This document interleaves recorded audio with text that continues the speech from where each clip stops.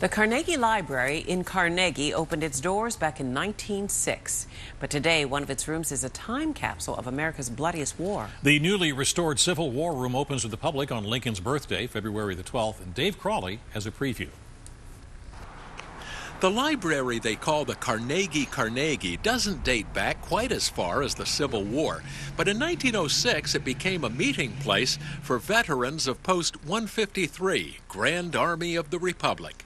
When the last member died, the room was locked up, everything still inside, for 50 years. The 9th Pennsylvania Reserves, which is our Civil War reenactors, are going to come in tomorrow, and there's a certain way that you have to stack these. Library Director Diane Kleinfelter says old photographs have been critical to a meticulous restoration that is almost finished. I personally believe it's probably the last of its kind in our country. Everything is being restored exactly as it was when the last veteran died in 1937.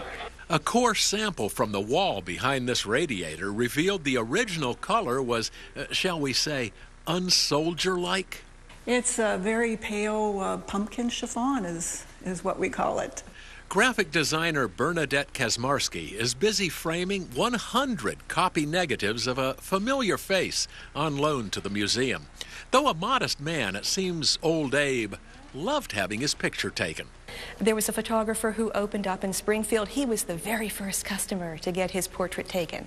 He did this intentionally. I had never realized that about him. We have at least 3 African-American Civil War veterans, highly unusual for the turn of the century. Stories that collected dust for more than 50 years now see the light of day. They want their story to be told, and in preserving this room, their story is going to be around for another 100 years. With a salute to the Grand Army of the Republic, I'm Dave Crawley. And after the grand opening on Lincoln's birthday, the museum will open each Saturday from 11 to 3. Should be very fascinating. It should be.